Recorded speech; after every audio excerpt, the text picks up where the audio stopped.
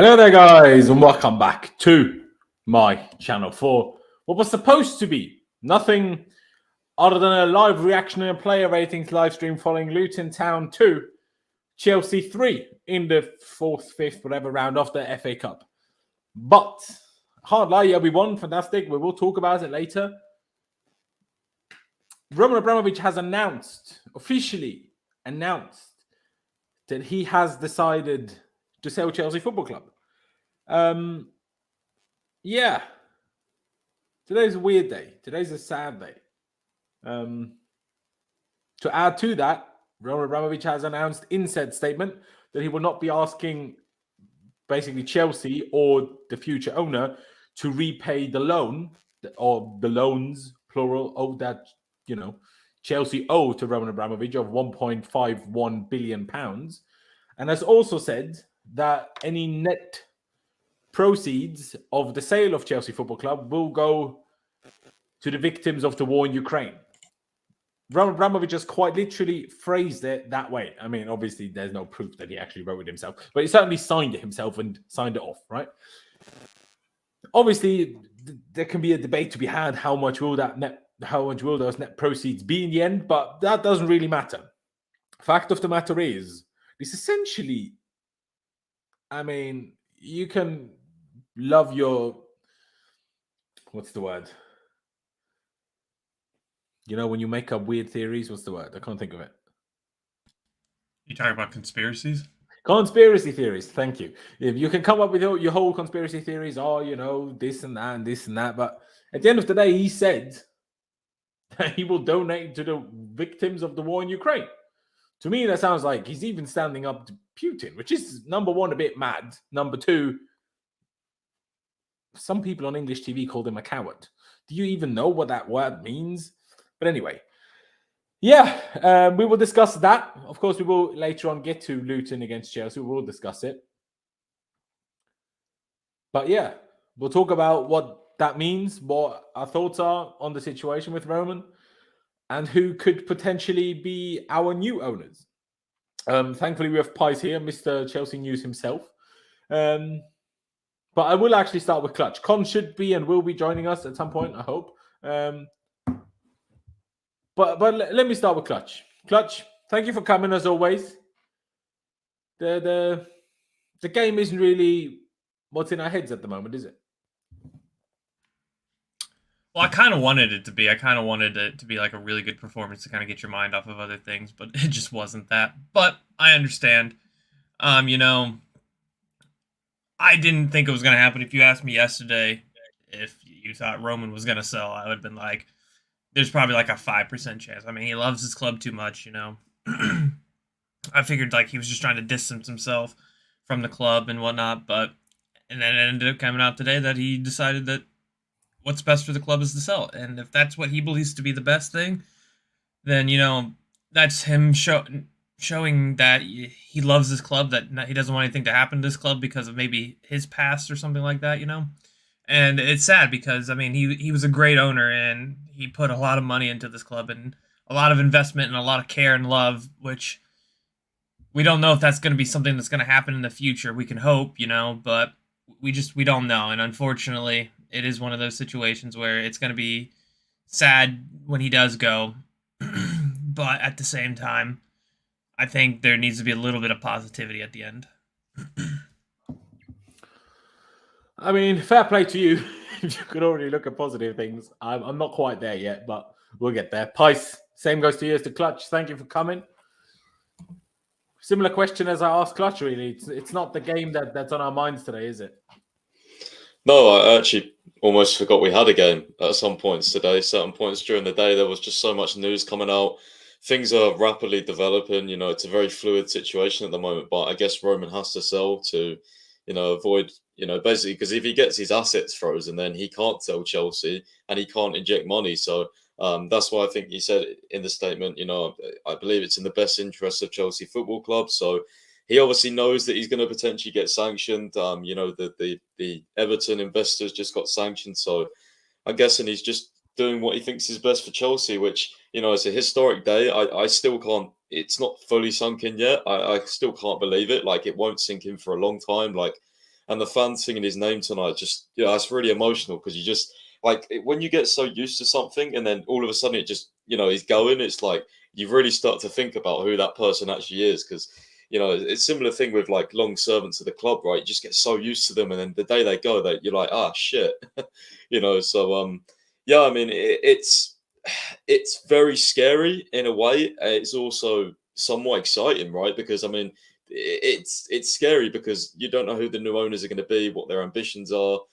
But I trust Roman to hopefully sell to the correct people with the correct ambitions. You know, he said in the statement he's not going to fast track the process, hopefully. So, you know, there's been reports of, you know, certain bids coming in, a few bids here and there, but I'm sure there's a lot more going, you know, behind the scenes and stuff with plenty of other people. But yeah, I'm scared / excited because I don't know if you guys have heard as well, but Jacob Steinberg, who works for The Guardian, he said that Marina Granovskaya and Bruce Buck are unlikely to stay under a new ownership, which is absolutely massive for some people like myself who have been wanted Marina and Buck to go. So, you know, but yeah, it's a scary time, but it's going to be interesting as well. It's also kind of exciting, you know. Depends what way you want to look at it. I suppose so. Con, thank you for coming, as always, mate. Like I asked the boys, obviously you haven't heard that, but like I just asked the boys, yeah, we won against Luton in the FA Cup. Great. We're in the quarterfinal of the FA Cup. Great. But it's not what's in the forefront of our minds today, is it? What are your reactions to what has essentially unfolded today? Bro, I'm bummed out. I can't lie. I didn't really care about the game today. I didn't care if we won or lost. I didn't really care. It's sad. All I've known my life really is Roman. He's cared about this club. He's loved this club. I know he's not a great guy, not stupid, but he's built us up from the ground, you know. We was an outside top 4 team, or just creeping into top 4 with loads of debt. He brought us so much success. He gave us some of the best youth facilities in the country, in the world football, shall I say. Our women's team is one of the best in the world as well, bro. And yeah, it's all coming to an end in a horrible way as well. I always knew that one day Roman would have to leave, but it's just a messy situation, innit? Everything about it is a mess. I'm just bummed out, bro. I can't lie. Yeah, no, I feel it, mate. I absolutely feel it. It's weird because, like you both said, I mean, we've just known Chelsea to be just like Abramovich was Chelsea in a way. Like that's what every rival fan spoke about. That's what every news outlet spoke about. Oh, you know, we have this and this much money because Roman Abramovich and Roman Abramovich this and Roman Abramovich that. And like exactly like Pice explained, if he didn't have to sell, he wouldn't be selling. But he has to sell. What do you think that's right? What do you think that's wrong? Again, I've said this a number of times in the last couple of days, but I'm gonna try not to get too political about things because neither am I an expert in it, nor do I want to make it about politics. It's about Chelsea. That's what we're here to talk about. But yeah, you know what? We've spoken about the statement, all of us a little bit. Obviously, I know everyone's seen it, I presume. But if somehow there's crazy people out there that haven't quite read it yet, but even if it's just to go over it again, let's read it quickly. It's not that long, so let's read it quickly. So Roman Abramovich has released this statement via obviously the official Chelsea channels. I would like to address the speculation in media over the past few days in relation to my ownership of Chelsea Football Club. As I have stated before, I have always taken decisions with the club's best interest at heart. In the current situation, I have therefore taken the decision to sell the club, as I believe this is in the best interest of the club, the fans, the employees, as well as the club sponsors and partners. The sale of the club will not be fast-tracked, but will follow due process. I will not be asking for any loans to be repaid. This has never been about business nor money for me, but about pure passion for the game and club. Moreover, I have instructed my team to set up a charitable foundation where all net proceeds from the sale will be donated. The foundation will be for the benefit of all victims of the war in Ukraine. This includes providing critical funds towards the urgent and immediate needs of victims, as well as supporting the long-term work of recovery. Please know that this has been an incredibly difficult decision to make, and it pains me to part with the club in this manner. However, I do believe this is in the best interest of the club. I hope that I will be able to visit Stamford Bridge one last time to say goodbye to all of you in person. It's been a privilege of a lifetime to be part of Chelsea Football Club, and I'm proud of all of our joint achievements. Chelsea Football Club and its supporters will always be in my heart. Thank you, Roman. Like Con said a second ago, he might not be a great guy. He might not have been a great guy and turned into a great guy. Who knows? But that statement was great. That statement was great. Can I make a point quickly, Laurenz, bro? Please do, mate. Like, so he's been able to sell this club because obviously he's ties to Putin, right? Whatever it is, I don't want to get involved. But I just find everything around the situation so like hypocritical, you know, because even American buys us, and if they have any ties to the US government, the US are the biggest warmongering country in the planet. You know, like where does it stop then? Like, if it's bringing politics into football, let's bring politics into football then to every club, not just Chelsea. Don't just label us as this bad team, like as the media's feeling like Chelsea Football Club, or like this filling club. Let's do it for every club. Let's do it for every single club. It just annoys me, man. Pick and choose who the feelings are. Crooks calling people crooks. That's the world we're living in, bro, and I can't be bothered. It is weird when legends of the club Newcastle were owned by essentially a state that Leeds was thinks he has the right to comment on what Roman Abramovich does or does not do. Obviously, because I don't live in England, I didn't see the BBC coverage, so I can't fully judge on how exactly they said things and what they said. But from what I've, gathered via Twitter, I suppose, mostly, and WhatsApp, it's outrageous. But at the same time, I was on Charlie's channel this afternoon, and we were speaking about it. And again, let's not get too political, but it's a simple reason why people care about this and they don't care about other things. Whether that's right or wrong might be a different question. But Ukraine is very close to Europe. Well, it is in Europe, but it's very close to, the Western world. That's why people care, and not about other places. Again, whether that's right or wrong, bro, where it's right now is wrong, bro. A human life's a human life. It doesn't matter if it's in Europe. It doesn't matter if it's in the Middle East. It doesn't matter if it's in Africa. A human life's a human life. And if that's getting taken from some, that's what I mean. Like football, man, it's just doing my head in the politicals with it, bro. I can't lie. It's really, really made me dislike the sport of the last 24 hours. Yeah. No, it's true.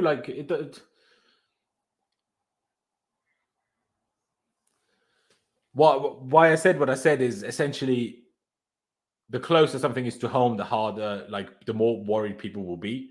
And because it's close to home, it's not worse by any means. That's not what I was trying to get at, just to clarify. Oh, no, bro, I know. Sorry if my word today ain't going to be good. Sorry, bro. No, it's all good, bro. It's all good.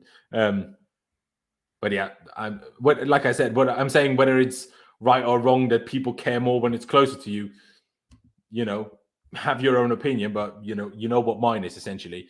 But that's why it's happening. T-Spot and a couple of other people not quite happy with you calling US warmongering, but I don't want to get too caught up on it. Don't get too caught up by what Con said, the specifics of it. We're all disappointed and annoyed. Don't get into grammatical details or sentence details. My ex-Con CFC got a problem with I say you can tag me in it, and I'll happily debate with you. Don't do it on Lawrence's channel. There you go. Very good. Very good. But also leave Con alone.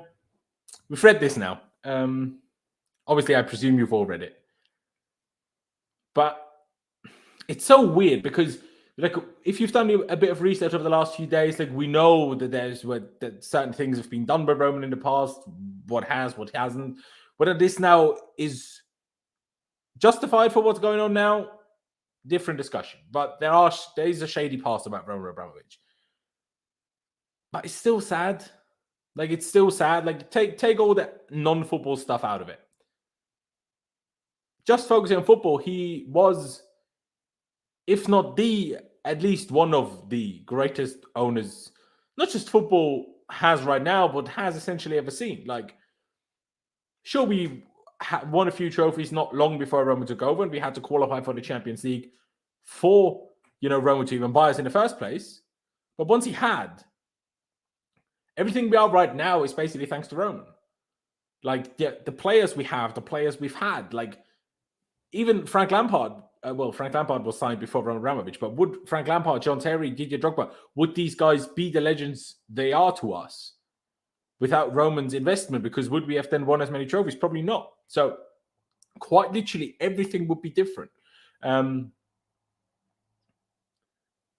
it's not just the first team. It's like he built Cobham. And by Cobham, I don't just mean the training facilities, but the academy. And the academy is right now the reason why, not kind of regardless of who the new owner is, but we have enough to like be a functioning football club, at least for a while. You know, whether that will be sustainable forever, who knows? But I mean, we spent £100 million on Romelu Lukaku last summer and made a profit by essentially mostly selling academy graduates. Sure, a few Deadwood players that we made mistakes on in the past, but that's also thanks to him. Chelsea women's team are one of, if not the best women's team in the world. I mean, they made the Champions League final last year. Sure, they lost it 4-0. And they also got knocked out of the Champions League in the group stages this year. But, you know, bad run. Still one of the greatest women's football teams in the world. Our academy is regarded globally as one of the best football academies in the world. And Chelsea, as much as Man City and Liverpool will love to take the piss, are quite literally the best team in the world because we just won the Club World Cup. And that's all thanks to him. So, again, take the stuff outside of football out of it. Thank you, Roman. Like, as a Chelsea fan, and obviously a lot of people have said that online today, he's given us Chelsea fans moments that we'll never, ever, ever forget. Like, whether it's Munich, whether it's Porto, whether it's Premier Leagues, FA Cups, like, we'll never forget. Never forget. Like, I'm sure all of us will always have his Roman Abramovich in Munich in their heads when he celebrated. After we finally did it. So it's going to be weird. It's going to be weird, Pice. You said there that Marina and Bruce Buck could be leaving. What I don't yet want to get into whether we think that's good or bad. It's just, how much do you think can or will change at Chelsea? Or will it be a case of, well, we'll have a new owner, but most of the actual dealings will be rather similar in terms of transfer spend and not lack of transfer spend in some periods or some years, and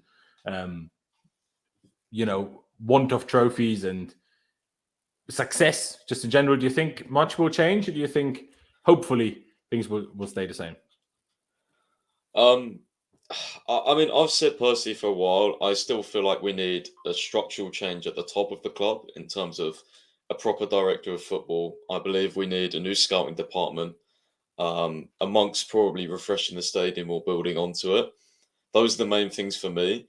But I mean, Laurenz, we're entering the world of the unknown now. Like, there's not going to be 1, 2, or 3 offers come in, like, the reports are stating. Like, that's what's been leaked to the media. Like, people have to realize Chelsea are one of the biggest football clubs in the world. We're in London, which is a massive attraction as well. So, Roman will have plenty of offers to digest. And I think what's given me a bit more optimism is the fact that he said he's not going to fast track the sale. Now, does that mean it could be sold? It couldn't be sold tomorrow or Friday? Absolutely, it could. But I trust Roman. Like, you guys have got to realize, like, this is literally him giving up his baby. Like, he has had this since 2003. Like, it's a long, long time. He will not want someone coming in and screwing over the thing that he doesn't even want to get rid of, by the way. He's practically forced to get rid of this club. This is like his child. This is all he's ever known as well, in terms of football, is Chelsea. So he won't want someone coming in and screwing up with, wrong ideas, like using us for money and, bleeding us dry and all that thing. I trust Roman to get the right person. And we're just going to have to go along with it. And we're going to have to hope that whoever comes in, hopefully it's one person, but if it's multiple people, they need to all have a same vision. They all need to have a same idea of things. Because, when, like, this whole, let's just take the Swiss billionaire, for example, right? So he was going to, I keep forgetting his name. It's like Weiss. I'm just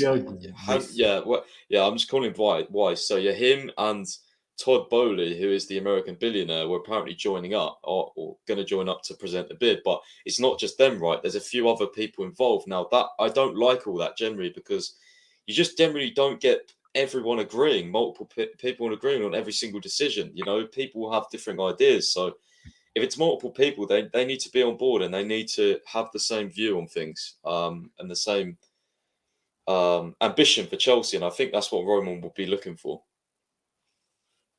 I agree. And what you mentioned there in terms of that, Roman has said he won't fast track the sale. He has also, stated again, similar thing he actually said back in 2003 when he said this is not about making money. This is about passion and having fun, which means success and trophies. Number one, that's what he did, and that's what he got. And now that he's leaving, he said again, it wasn't about money. He's not asking for money back. So all of those things combined make me think he's not going to just go after the biggest offer. He's not going to just sell it to anyone. As much as he's forced to sell it, I do believe, and maybe it's slightly naive. I guess we'll have to find out over the next couple of weeks. But I do believe that he will try to, get a successor, get a new, find someone to sell the club to put us into a decent position, I guess. Clutch, what do you reckon is going to happen now? Not necessarily in who the owner specifically will be, but you think much will change? Hard to say, really. I think it impacts our summer transfer probably a little bit. I don't know. Part of me thinks, Roman's like high demand for success. Maybe that changes our record of getting rid of managers too quick and looking into a project. Maybe that's something we could do. I don't know, man. It's hard because Roman pretty much backs the idea behind it. Backs any, like, he went out and paid for Lukaku. He went for Havertz. He did that pretty much with his own money. I don't know if anybody else will do that. And it is what it is. I mean, it just depends on, like, even when it comes to, like, the Super League, have we seen that? Are we going to see that start to pop back up? Because we're going to have owners who may not care. You don't know. It's such an unknown territory at the moment. But I think short term, board being replaced because Marina and Bruce probably aren't going to stay. That could be a good thing. I know that's Pius's one of his weaknesses is the board. But I don't know. It's for me. I mean, I'm still kind of trying to see how this all plays out, because it's shocking, but also at the same time, we don't know. It's the unknown that's kind of scary, I guess. It's true. Obviously, that came out from Jacob Steinberg, was it, post? That said Marina and Bruce Buck are unlikely to stay, but it's unlikely. Like, I guess, unless they know who the successor is and the successor has already decided they are not going to stay, it's always an option. Yeah, he said sources said that close to the process, which obviously they can't reveal who it is. But I mean, I've always thought this about Marina. I don't actually know much about Bruce Buck. I just know all Chelsea fans hate him. Because whenever I tweet it, but I guess it's because he put us in the Super League. He was like one of the main driving factors behind him. But yeah, I mean, Marina is obviously Roman's like trusted, director, has been for several years. Like, she came because of Roman, so I mean, it makes sense that she would leave. But I don't know. Like, this is what I said. Until we find out the new owners and what their plans are, we don't have a clue. Like, each owner's going to have different plans for the structure of the club. Like, one owner might come in and just keep it how it is and just, everything will be the same. But then another owner could come in and change literally everything about the football club. Literally everything. They could change the scouts. They could change the structure of the club. They could change all the little things. Different employees you don't even think about, at the club. Like, everything could change. Like, it could be a huge reboot of Chelsea. You just we don't know yet. We've got to follow the situation and see who he sells to. Exactly. I mean, I was talking to Charlie about this. Obviously, at the time we weren't fully, like, it wasn't confirmed everything, but everyone was kind of pretty sure that it was going to happen with all the rumors flying around. And obviously, the statement by said Hans-Jörg Wyss or Weiss, whatever, however his surname is actually pronounced. I mean, he is Swiss, so I doubt it's Weiss, but it could be theoretically. But he lives in America, so probably everyone pronounces it Vice there. But hey ho. Well, I said there at the time, I'm not really sure how much Roman is still involved in business. Like, I'm sure, properties and this and that, but is there really a role that Marina could still fill? Because Abramovich can't just run around anywhere in the world now, really, and just say, I'll open a new business here, I'll open a new business there, I'll do this, I'll do that. I mean, like, that's from that perspective, I'm like, maybe Marina doesn't stay, but then I don't think it's because she necessarily needs to follow Roman. Because I think, obviously, when she started, it was basically straight after finishing education, being super young. Like, it's obviously a different situation to now having literally won best director or sporting director or whatever you call it in the world. She won that award. So if you're the new owner, and again, if she wants to leave, she wants to leave. But if the new owner is like, well, why would I want to let the best one go? I know Pies disagrees, but regardless, the award says she is the best. Would you want to let that go? Probably not. But then again, it all comes down to what she really wants and what the new owner wants. And I guess to some extent what Roman wants. So, yeah, like Pies said, we'll have to wait and see. Before we get into talking about a couple of potential future buyers, obviously Pies mentioned one of them, or the pair or trio of them already. I'll ask you as well, Con.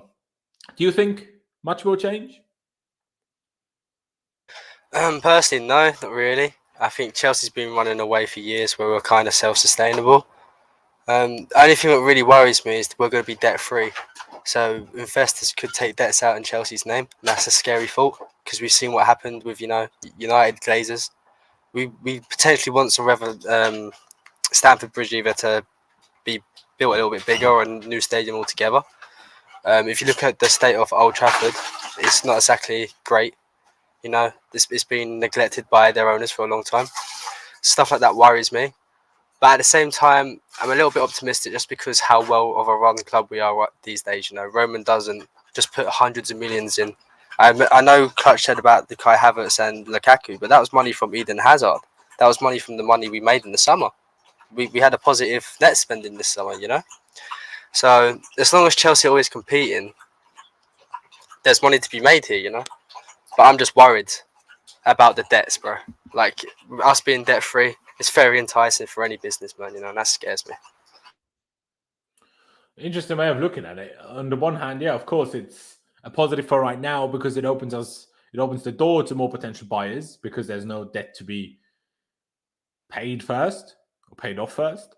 But at the same time, yeah, it's for any investor, it's kind of a risk-free business. Whatever they do, they will make money. Well, not one necessarily, but likely. But at the same time, there's also somewhat positive way of looking at it. Like, I mean, we were speaking about, what was it, yesterday on the preview, where it's like, just if we have to do it, obviously yesterday we didn't know it was going to be fully announced and confirmed as soon as today. But if we have to do it, let's do it soon so it doesn't like affect any summer dealings. But any new owners, the likelihood of us having a poor summer with a freshly new owner, personally, I think it's quite slim. Obviously, so I'm not particularly worried for the, short-term future for this summer, for next season. I'm not particularly worried about that, almost regardless of who takes over. But obviously, depending on who takes over and depending on how they act as owners, things can be very different over the next few years. So it's going to be a tough one. Like I said, Pies mentioned there, Hans-Jörg Wyss, along with, I forgot the American guy's name, who has part stakes or ownership of the LA Dodgers. But apparently the LA Dodgers seem to be a well-run club, according to, what's his face? Stan McCarthy, who lives in America, so, he lives in LA. I presume he knows. Well-run, apparently. Do their big signings, whatever. I don't know. There's also been a few much more minor rumors about some Indian guy and some Saudi prince and Jim Ratcliffe, obviously, who was interested a couple of years ago.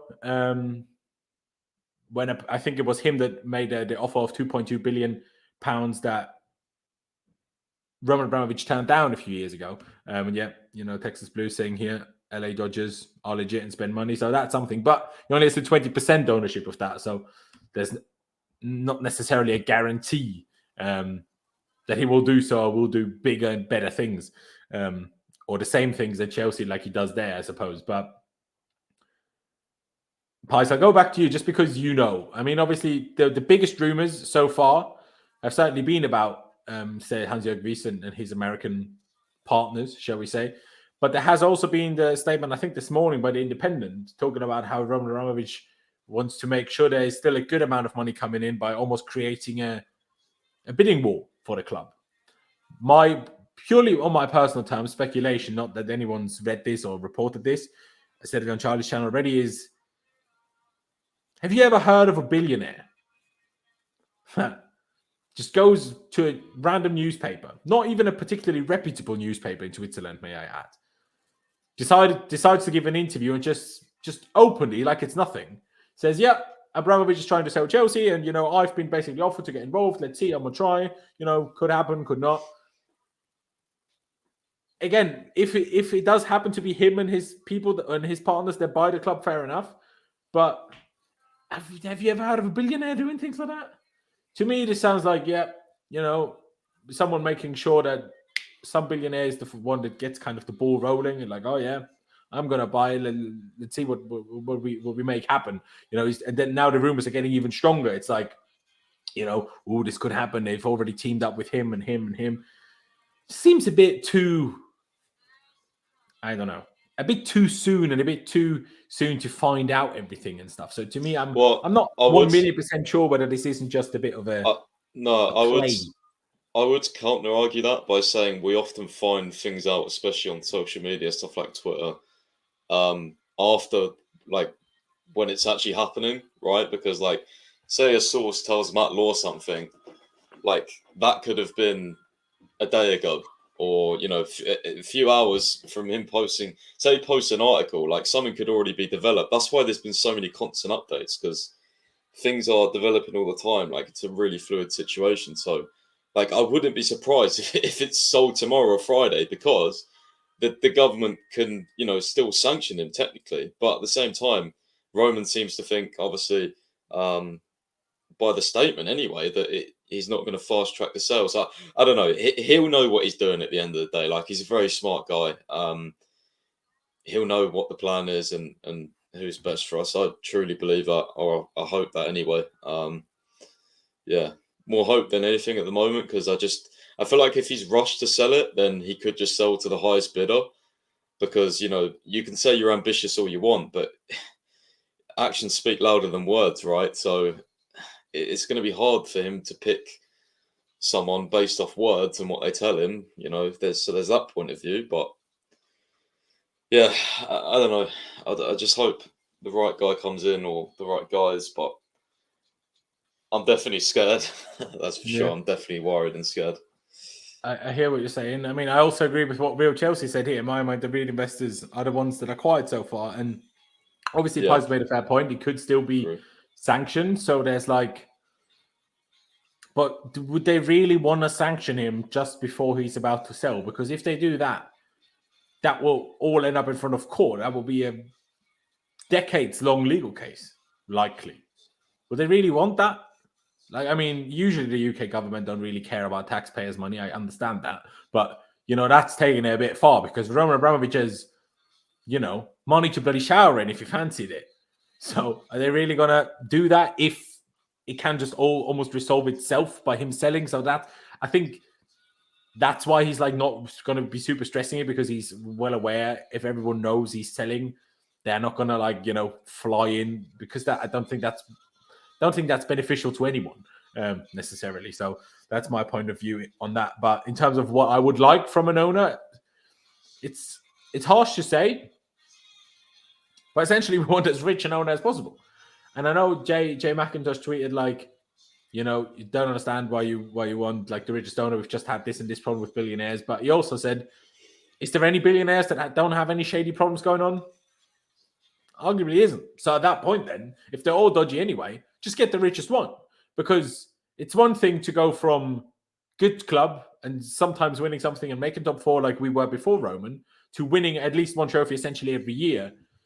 Fighting for the Champions League last season, still being in the Champions League this season stuff. So like winning the Club World Cup just a month ago. It's different if things were just to downward spiral. But we have seen it happen with Arsenal. We've seen it happen with Manchester United. Although at Manchester United, let's also I know they love to hate the Glazers, but it's not for a lack of investment that Manchester United have struggled. It's maybe for a lack of appointing good managers, but it's not for a lack of investment. Like they spend more than basically anybody. So, if we spend as much as they did, we'll be fine. But I would personally prefer an individual owner, because as soon as it's a consortium and this and that, just decisions take long, then you have disagreements, and it's like, do you know what I mean? I'm personally not a fan of that. Laurenz, what I was gonna say is just based off the American guy, Todd Bowley, I think his name is. I was watching some of his interviews earlier about investing in sports. He did a podcast with him, and he said his model when he takes over or invests in something is you get the correct team in place, you get everyone in place, and then basically you just sit back and watch the fruits of your work. That he doesn't want to be involved in lots of hard decision making. He wants to have the correct team in place to do that for him. So that in a way is exciting because let's be honest, this Swiss guy and him, they don't know much about football. You could tell me they know who Jules Koundé is or whatever. But neither did Roman when he signed us, to be fair. So. No, I know, but I'm just saying they're going to get whoever comes in is hopefully going to get someone football minded, a new director from Marina leaves, to pick out these targets. It's not just about chucking money at things; it's about buying smart. In my opinion, we haven't bought smart for years under Roman. We've just we always spend money, but buying the right players has not been our forte over the years. We always spend 150 million every window plus sometimes, but we often have windows where we're left in the new season that starts. We're like, shit, that actually wasn't a good window. Like this season, right? We all got hyped up. We got Lukaku. We thought, oh, that's it. That's fixed our problems. He's not working on our side. So it's about buying smart and having a system in place, which I don't think we have at the moment with our scouting department, which you have to buy smart players like the Mendy's of the world. You have to recruit these players that people don't think of because they're often the ones that succeed at big clubs. It's not just about chucking money at it. It's not just about playing career mode. We have to, hopefully these owners that come in employ people who are going to look for these, not just gems, but just don't chuck money at the in thing. You know what I mean? I remember years ago, or not even that long ago, remember that Piatek guy, right? Who was in Serie A, he was getting linked with stupid bids for him just because he had a good season. It needs to be more thought out in terms of transfers. I think it has been. We didn't bid for him. No, I know, but there was a lot of rumours that we was going to bid for him, and there always is. But you can't hold that chuck money at random Chelsea players, because journalists make up rumours. Well, I don't know if they did make them up or what. You get my point, Laurenz. We haven't been good enough in terms of spending money. We haven't. No. On the right players. We need a new system in place. The problem I always have is there's only so many Mendy's in the world. Otherwise, everyone would have the Mendy, right? If there was so many, if it was so easy to pick them, and also look at say Ricardo Quaresma. Obviously, used to play for Chelsea, but he was in the same age group as Cristiano Ronaldo. Every youth manager at the time would have told you Quaresma is the way better player. Look at their careers. It's not always as simple as you pick the most talented one, you pick the right one. Sometimes it works out and sometimes it doesn't. Sometimes you sign the right player, but for some other reasons that weren't to be foreseen, it doesn't work out. I don't think it's quite as simple as sign the right player, and if he doesn't turn out to be good, then it was the wrong player. I don't think it's always as simple as that. There's a bit more. You look at Liverpool, bro, Jota, it's about players that actually fit the style of the manager and not just this is another thing. Balotelli or Borini or this is another thing I was saying. You need Thiago is basically always injured. He's a fantastic player, but he has suffered. No, he is, injuries. But he's always injured. So pointless for them, really. But when he signed him, I was really jealous. I still am when he plays. I think he's brilliant. But anyway, I just think it's about over the years as well. I love this. I'm not saying I loved it, but the sucking and hiring method, it brought us success in some ways, but it also gets a bit annoying. And long term, it's kind of hurting us a little bit now because, like, under Tuchel, we've got so many players from different managers. Like, I just love for someone to come in now that we've got Tuchel, a manager that the fans and everyone knows can be here long term. I just love for someone to come in, put an amazing structure in place, and just work with Tuchel, because we'd be so successful. I know we would if we made the smart moves. Like, we'd be so successful. We would be, but obviously that goes for every club with money, I suppose. Let me read out the super chat by Swiss Daniel here. Appreciate it very, very much, mate.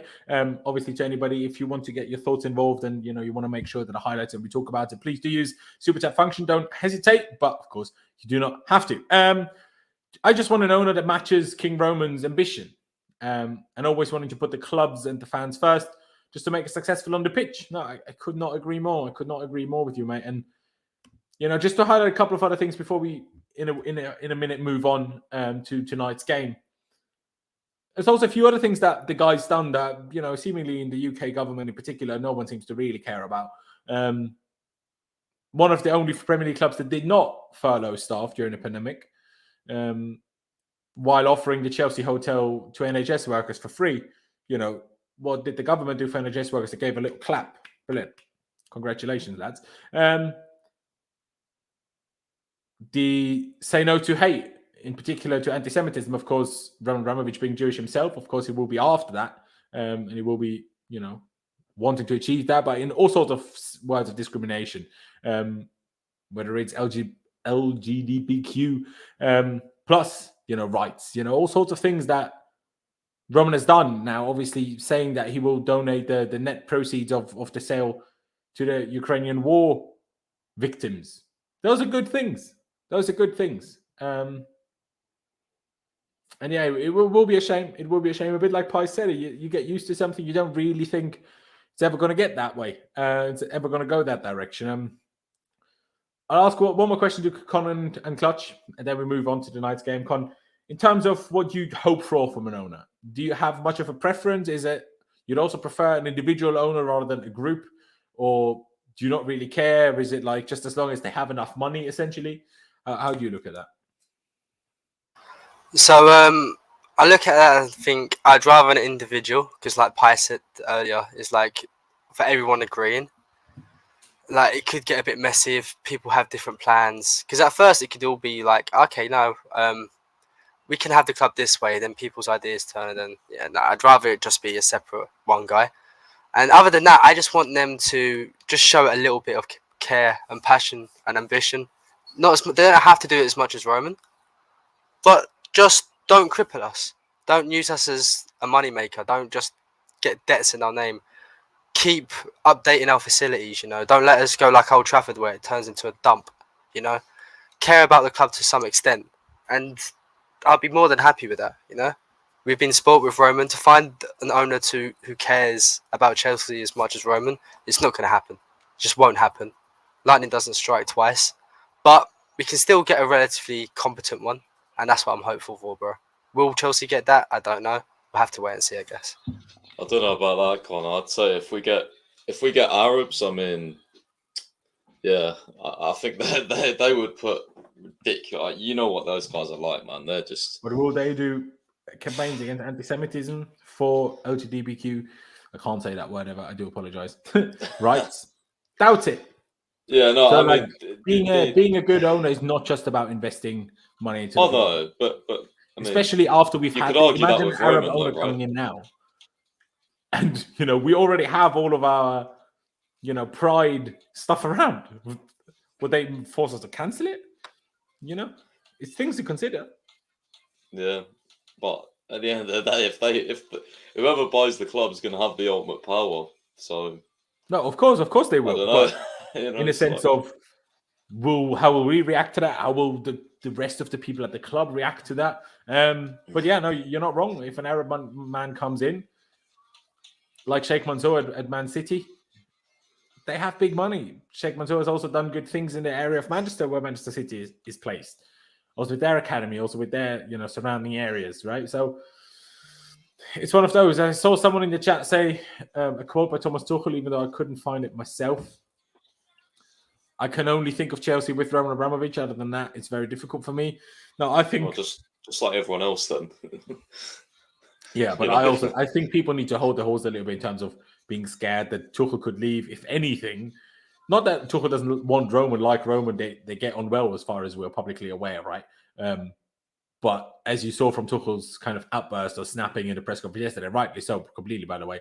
But those kind of questions will stop with the sale. If Roman refused or decided not to sell when we would go through sanctions and this and that, those questions for Tuchel would continue. If we sell, sure, depending on who we sell to, could be a few more questions for a while. But look at Newcastle. How many questions does Eddie Howe still get about the owners? None. So after a while, it will die down. So if anything, I think Abramovich selling is probably not making it more likely, but it's certainly not making it more likely that Tuchel will leave, but maybe not making it more likely he stays, maybe not, but certainly not more likely he leaves, in my opinion. Clutch, let me finish it off with you. Anything particular you hope for in terms of a new owner? I'm on the lines of Pius, just somebody who's going to come in and kind of get us a director of football who cares and kind of understands Tuchel's plans. That's my main thing. Is I just want somebody who is going to back Tuchel and whatever Tuchel wants. Because, like Pius said, I think he's the future of this club. I think he's the perfect manager for us, and we need to build around him and not players specifically, but his idea how he wants to play the game. So that's what I would go for. Is just an owner who cares. Couldn't agree more. Couldn't agree more. Before we get into the player ratings now, I do have something to tell you about, ladies and gentlemen. Just a hot minute. Stick around. First of all, do subscribe and smash the like button. But as you know, you might have seen in the last few videos, we are this month sponsored by Manscaped, who are the best in men's below the waist grooming. Manscaped offer precision engineered tools for your family jewels, and they recently launched the Ultimate Men's Hygiene Bundle, the Performance Package 4.0. And I actually have an exclusive offer just for you. So 20% off and free worldwide shipping with my code LAUCFC if you go to manscaped.com. That Performance Package 4.0, I'm telling you, it's a game changer. Like, it really is. I know, if you hear every stream, you've heard this before, but I genuinely mean it. Like, it's brilliant. First off, we have the Lawnmower 4.0, the trim of the future, arguably. Dare I say the greatest ball trim ever? I'm not lying. Like, they sent me the package, open it up. I was very impressed that you have a little secret compartment at the bottom. Like, it's very nice. Very, very nice. Like I said, the Lawnmower, they've also got the Weed Whacker nose and ear hair trimmer. Again, nothing to be ashamed about if there's some hair up there in your nose that you need to get rid of. But we're still not done there. The Crop Preserver Ball Deodorant, the Crop Reviver Ball Toner. And trust me, fellas, when I say this, your balls will actually thank you because it smells brilliant. It really does. And to top things off, in said secret compartment of that box, you will see, they've thrown in 2 free gifts. The Performance Package 4.0 includes 2 extra gifts. I just jumped lines in my reading thing. Never mind me. But anyway, the Manscaped boxes and the Shed travel bag. I've hyped it up yesterday already. I love the travel bag. It's nice. It's nice. Bring your confident boxes to another level. It's time to take care of yourself. Get 20% off and free shipping with the code LAUSCFC at manscaped.com. That's 20% off with free shipping at manscaped.com and use LAUSCFC at checkout. Unlock your confidence and always use the right tools for the job with Manscaped. Let's move on and actually get into the player ratings for tonight, because Chelsea did actually play a game tonight. As much as none of us really cared much, we did play a game. And the boys made it sure bloody difficult. This is the team we start with. Yes, Ruben Loftus-Cheek started at centre-back, central centre-back, but started at centre-back. Kepa was in goal. Malang Sarr really got alongside Loftus-Cheek. Kennedy making his first appearance in 3 years, and his first appearance after his recall in January. Kalamat Snodoi at right wing back, Jorginho and Saul as the midfield pairing, then a front three of Timo Werner, Mason Mount, and Romelu Lukaku. Now, we went 1-0 behind in the second minute from a free kick, and just not great defending. Again, Malang Sarr didn't have a great night today. We've praised him a lot recently whenever he's played, but tonight was not his night. It really wasn't, in every sense of the word, really. We got one back after a while, but even still before the break, because he did another one with horrendous defending from Ruben, Rudiger, Jorginho, Saul, just awful, absolutely awful. But thankfully, we did manage to turn it around in the second half with a few subs, even though the 2 goals in the second half were scored by Timo Werner and Lukaku after Saul got the first one in the first half with a lovely weak foot finish, actually. Boys, because obviously we've spoken a lot about this Abramovich situation, we're nearly an hour in already. I don't want to, hold things for too long and take too long and sit here for the next 2 hours to discuss this game. But initial reaction to when the team came out, Clutch? It was something around what I expected, not with Ruben in central midfield or in the center back position. I figured they would have had Lewis Hall out there, but yeah, basically everything I would have probably expected. You knew yesterday how I said I didn't want Werner to play, but hey, I guess he played. Yeah, he got the stats, but wasn't great. Yeah, I mean, on paper, I kind of expected it, but a little worried. Turns out my worries were a little bit warranted at the end. I guess so. It's a weird one because obviously look at the mood of us fans. Okay, players have, obviously some players, but some other players will be less attached necessarily to the club. But it's a big uncertainty in terms of future for the players, in terms of financially. Like, it's not just, there's no guarantee. When Roman's around, you're going to get paid, everything's going to be fine. There's always a bit of uncertainty. So I do also understand why maybe it just wasn't it today in the second half. Like, the longer the game went on, the better we got, essentially. But it's a tough one. Pice, any reaction you had to the lineup? Yeah, I agree. I thought Lewis Hall would have played. Definitely. That was a bit of a weird one, but yeah, I was expecting to see Kennedy in there. To be fair, I thought there was going to be a game. Potentially it was going to be this one, or was he hit for Chesterfield? Can't remember. I think there was another game where I think Brentford in the cup before Christmas. Yeah, there was definitely one or two games where I thought he would have played, but yeah, no real surprises. He did actually play against Brentford. Sorry, I thought that's what you meant. Yeah, but no real surprises, to be honest. Maybe Mount, potentially. Maybe you could have had Loftus-Cheek in the front three. I know he's done that before. Instead he played centre back. Yeah, or even Barkley. I'm surprised Barkley wasn't included, but yeah, other than that, not really surprised. Yeah, I mean, we were talking about it yesterday with Clutch, obviously, in terms of Mason Mount. I personally wasn't actually surprised by it, just because after his howl in terms of finishing in the final, I wasn't surprised that Tuchel almost wanted to give him the chance to get over that frustration, probably, hopefully get some goals. Unfortunately, he didn't, but I wasn't necessarily surprised by that. Con, obviously, you said you nearly forgot that we played, but did you have much of a reaction to the team came out, especially when the lineup came out? That was kind of in the midst of a couple of minutes after it was confirmed, or the statement by Roman Abramovich came out. So I'm not sure if there was much of a reaction you had, to be honest. Bro, I didn't even check the lineup. I'm not going to lie to you. I only realised what team we was playing about 5-10 minutes into the game. Yeah. So I'm not going to sit here waffling about and just trying to make up what my reaction would have been. Like, that's my honest answer, bro. I'm sorry. Fair dues. You know what? I'll stick with you. Let's start those player ratings off. No, we won't do Kepa first. Let's do the worst player that we had today first. Alongside, he had a bit of a stinker, didn't he? He was god awful today, brother. Yeah. Luton Town, bro. Do you know when you said last stream about we have to take into account the opposition with Liverpool, right? I think we have to do that today with Luton, with Saul. Yeah. It was a horrible performance, bro. I would give him a 2. And I think you're arguably being nice, or at least not harsh, that's for sure. Similar question to you, Clutch. He was bad today, wasn't he? By far our worst player. He seemed uncomfortable when he was the last one between him and Kepa. Almost always making the wrong decision, getting caught almost a couple times. Set pieces just kept getting jumped over, put muscled around. I mean, he was really, really bad for how good he's been since we've seen him in the last 10 appearances, You know what? I'm going to go for a 2. That was a really bad day. Fair. Pice, similar thoughts, similar rating, or would you go with something different? Yeah, I think might as well join the guys in doing a 2. I mean, he was really bad. There was even one moment towards the end where he literally passed it to someone, and to be fair, made a good recovery tackle, but I just don't know what was wrong with this guy today. He just didn't seem focused at all. Had quite a few clumsy moments, honestly. Yeah, he really did. And he even had another one, but thankfully for the last one, he made up for with actually a good slide tackle, to be fair. But yeah, I'll probably go along with 2 as well. Because Ruben was then shifted into midfield later in the game, let's do Rudiger first. For my personal preference, played a few too many long balls that weren't good enough. But in general, I liked his attitude. I liked how commanding he was a bit of a leader on the pitch as well.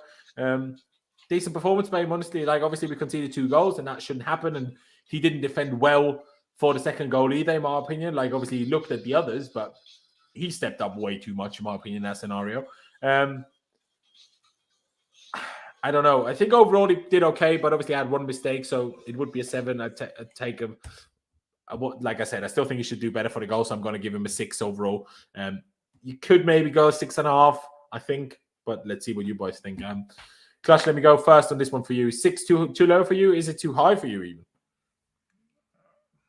Too low. I thought Rudiger was great. Okay. I know you're talking about his long balls, but when you have Lukaku and Werner, who that's all they can do to make anybody hurt, then You need that's to what play good long balls. I'm not going to give credit for bad long balls. Yeah, but you see how they defended? They defended too low for Werner and Lukaku were not great in this game, but they got their goals and assists, so it is what it is. I wouldn't blame Lukaku for Rudiger for trying to put the balls in behind. Yeah, they were bad, but at least he was the only one out there trying to do that, other than Ruben on the one occasion where he got it to Werner. Yeah, I'd go for 7. Fair. I hear that. 3.5 so far then. Nice. What do you think? 6 too harsh for me? Would you go more with the 7 that Clutch went with?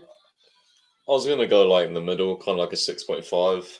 I do agree with both your points. I mean, they did, although they pressed really high, when we was on the ball, they defended like really low. So when he was doing those long balls, there wasn't like, I don't know, there wasn't really that much space to drop them in behind the defence like he usually does. So I do agree with that point, but also do agree with your point in terms of like they were inaccurate for his standards. So, and obviously the defensive issues he had, stepping up for the goal was, I don't know, it was weird. I didn't think the defence obviously had great organisation, to be honest. Yeah. I mean, also to Saul, some extent Loftus-Cheek understandable, though. I I was going to say, it's like completely understandable as well, because even if it's Luton Town, I mean, they're 6th in the Championship. Like, they're not that bad, you know. They were a pretty decent side.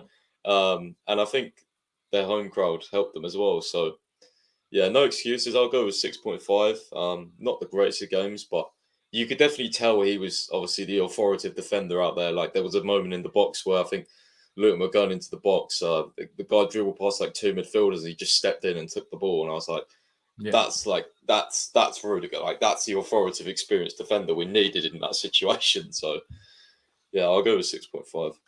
Yeah, no, I couldn't agree more, mate. Con, similar thoughts? What rating will you go with? Go with 6, bro. Not his best day. I think he was all right, but not his best day. I get what Pies is saying, because the space between the centre-backs and the goalkeeper, there was very little, even though they did try to press. So, yeah, there's no harm in the 6 today. With everything considered, the 6 is fine for him. Fair. I think overall that leaves us at a 6.5 regardless, but let's move on. Again, I don't want to dwell on things too long. Ruben Loftus-Cheek. Yeah, I mean, he struggled a bit in the first few minutes of the game. You know, that whole centre-back role wasn't really his thing. But the more control we got over the game, because of the first 15 minutes, honestly, Luton were all over us. They were toying with us more than Man City did all season in any game we've played against them. So we were struggling. But after we, took control of the game a little bit, he got better and better. Obviously, in the first half, still somewhat limited because he just kind of tried to dictate it from deep. Nothing particular to shout about there, even in my opinion, as much as I love him. But then in the second half, clearly instructions changed a little bit, and he was told or given the freedom that from central centre-back, he's allowed to dribble through the field. And that's what he did. And all of a sudden, we actually had a bit of ball progression because no other player had any useful ball progression. And he managed to dribble past a few players, break some lines, and create a few spaces. And then once Reece James came on to replace Jorginho, it was actually Loftus-Cheek that moved up into midfield with Reece James dropping into right centre-back and Rudiger filling the central centre-back role. So then for the last 25-ish, whatever minutes of the game it was, Ruben Loftus-Cheek in midfield, and he got he got one outrageous assist, wonderful over-the-top ball, like a Cesc Fabregas-like ball to Timo Werner. Timo Werner actually controlled the ball for once. So that was impressive, but we'll get to Timo's rating later. And also a very nice ball, again, to Timo Werner before Timo Werner then assisted Lukaku's winner in the end. So Loftus-Cheek was also overall awarded the man of the match. I would say the first half gives him, 6, maybe. And the second half, I'd probably give him like a... You know what? No, actually, I changed my mind. For the first half, I give him like a 5.5. For the second half, I give him like either an 8.5 or a 9, which leaves me at around a 7, maybe 7.5. I'm not sure how high I want to go. Like I reckon some of you guys might go higher now, but again, it was Luton. Like I know they're a good team, but we still need to do a little bit scrape a 3-2 win here. But also on a day where it's a little bit understandable in a way. So you know what? I say 7.5, but you know that's getting all a bit too long, so I just put RLC. I'll go 7.5. Let's see whether you go even higher than that. Let's see. Con, no, actually, sorry, Pice, you haven't gone first yet. What do you think? I'm going to go with an 8 because I think he impacted in the moments in the game. So I think, especially in this type of game where it's like a typical FA Cup tie, it is a dodgy pitch as well. I mean, you got to appreciate for the guys that kind of helped us to win, I guess. So yeah, he did have quite a dodgy first half, but he stepped up, I think. So I'll go with an 8 overall. I think he deserves it. Obviously, got the official man of the match as well, and yeah, he looked much more comfortable, obviously, when he was stepping up into midfield. And even a few times in centre-back, I know he got annoyed and went into midfield. So I can imagine, obviously, taking into consideration as well how weird it must have been for him to play centre-back. I think overall he probably deserves an 8 in this game. You know what? You've convinced me. I do agree. I do just quickly want to highlight this comment here. Wonder why it wasn't Rudiger. There was in the centre back. Simple explanation. Number one, as much as we praise Thiago Silva all the time, the outside centre backs are actually probably more difficult to play in terms of defending, because you have to know how to track your runners. You have to have a defensive vision of the game, and if you're not a defender, that's more difficult to do. And also, what Ruben is good at is that's why or at least Tuchel's opinion, he plays him as a single 6, as a controller of the game, as the deepest midfielder often. So you're not really far off playing a centre back in the back 3, really. So I think that was really the reason. Con, 8 for you, too high, or would you go for it? Or maybe you would go even higher, I guess. I don't even know, to be honest, mate, because why he put him there today, I have no idea why Tuchel put him there today. But I don't think he did that bad, with all things considered. What role? What? I've never seen a centre-back play at Loftus-Cheek play today, bro. It's one of the things that actually cheer me up. Like, just seeing him come from centre-back and just driving past for like 4 players. I'm like, what's going on, man? It's like Louise, man. Just much better dribbling. I'm going to give him 8 to the bro because it was a crap day. It was so much going around the club. And he was playing in the position he didn't play today. And he was one of our better players. And he's one of the few things that put a smile on my face today. So he gets an 8. Sure. Although, to be fair, when you put those big smiles on our faces was when he had already moved into midfield second half, but still. Clutch, do you agree with the 8, or would you like to go something different? No, I agree with the 8. I think this was a tale of 2 halves for Ruben. The first half, I don't think he was that good at all. I thought he looked very shaky. Obviously, that's to be expected when you're playing back there, and it's your first time. I still think when he did a couple of those driving runs with the ball, he held on to the ball a little too late and kind of killed an attack. They had to go back a little bit. But overall, I thought it was very good. I thought he started getting better as the game went on, and his assist is what started driving us back to actually go out and win the game. So he gets an 8 for me. Fair dues. Let's move on to almost debutant or second debutant in his Chelsea career. Kennedy got his first game. Nearly scored, had a decent shot saved in the first half. Obviously, what I should mention, Luton's goalkeeper got injured. I think, again, I'm not a doctor and I've only seen it on TV, but looked like the poor guy did his Achilles in, a bit like Callum Hudson-Odoi did, with similar type of movement. And then, so get well soon to the guy. And they didn't actually have their second choice goalkeeper available. So it was their third choice goalkeeper that came on, and he had an absolute blinder. The guy had a few wonder saves, including one against Kennedy. Kennedy was all right. Not enough crossing for my liking, considering we played a very attacking left-footed left wing back. Crossed a bit more, like we had Lukaku. But yeah, not bad. Although I will say, obviously, only played for an hour.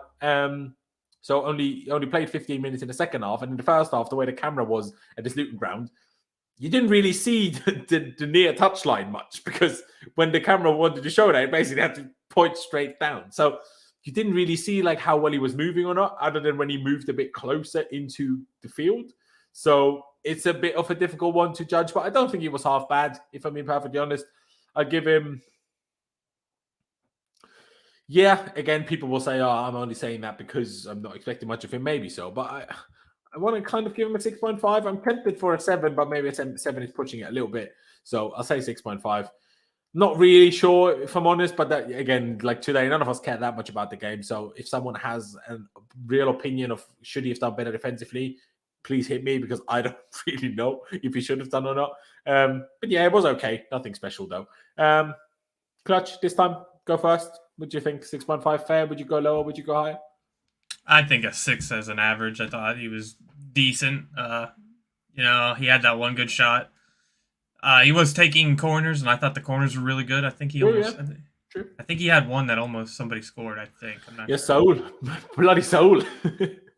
Yeah, so mad I'd say 6 for his second debut.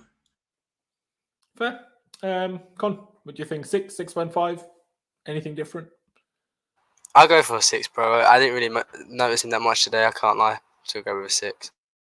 Do some price. Do you go along with that, or would you like something different to the 6? Hard to disagree. I was going to go 5.5 just because he's really pissing me off every time we had a throw and he just kept shielding the ball and not knowing how to escape a press and just do a simple pass.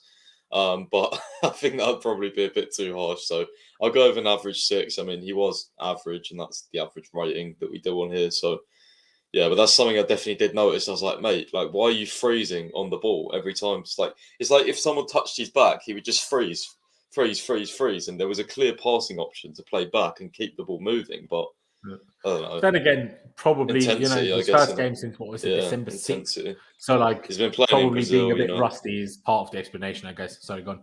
Yeah, he's been playing in Brazil, I guess, so it's understandable. The intensity is different, but still, like, I don't know, just something that was annoying me.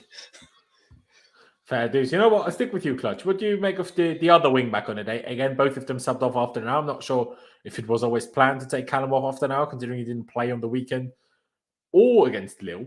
So to me, slightly surprising why you wouldn't, I don't know, take... To be fair, Werner had an assist and a goal after that, but at the time, would have been more logical to me to take Callum just into the front three and take Werner off, take Mount off, even take Lukaku off, if I'm honest. But hey, it was Callum. But what did you make of his hour? I feel bad for him a little bit. I mean, like I said with Pulisic, I think they're both I do think Cho is a little bit more able to play that position, and I'm not going to go too hard on him. I'm going to go for a 5. But the thing that Callum kind of annoyed me with today, and it's been the last couple times we've seen him, is he's just not taking on players anymore. He looks so hesitant to even try it. His passing was a little off today, but I want to know why he's not taking on players. Like, he's good enough to do it. I don't know why he's not doing it against Luton. So that's what I'm confused about. I will question whether Callum Hudson-Odoi has ever been taking on players when played on the right, whether that's a right winger or right wing back. Was he ever taking on players? Other than just putting it past him to play a cross in. But is that taking on a player? I would debate not. So, yeah, maybe that. But fair enough. Go with the 5 to start things off. Pice, what do you think? As much as it pains me, hard to disagree, to be honest. Yeah, he wasn't... Like, every time he got the ball in space, he wasn't really... Like, he's like half going at his defender and then crossing it, but it was kind of predictable. So...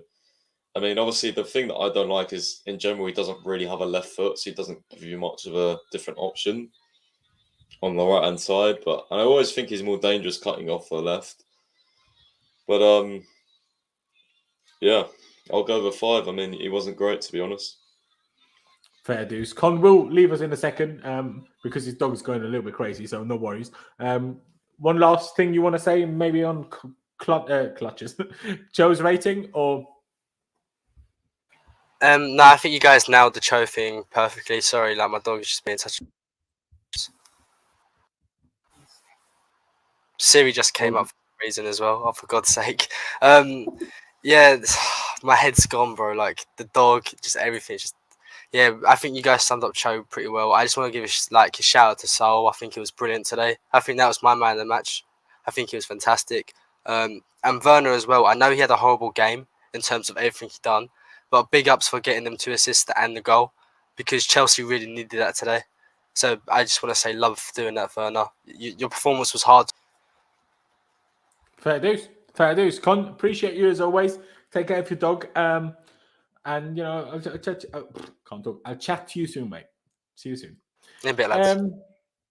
Callum Hudson-Odoi, yeah, I'd probably agree with the 5, if I'm honest. What the boys haven't mentioned yet, he was also the guy that gave the ball away that led to the second goal to us going 2-1 down.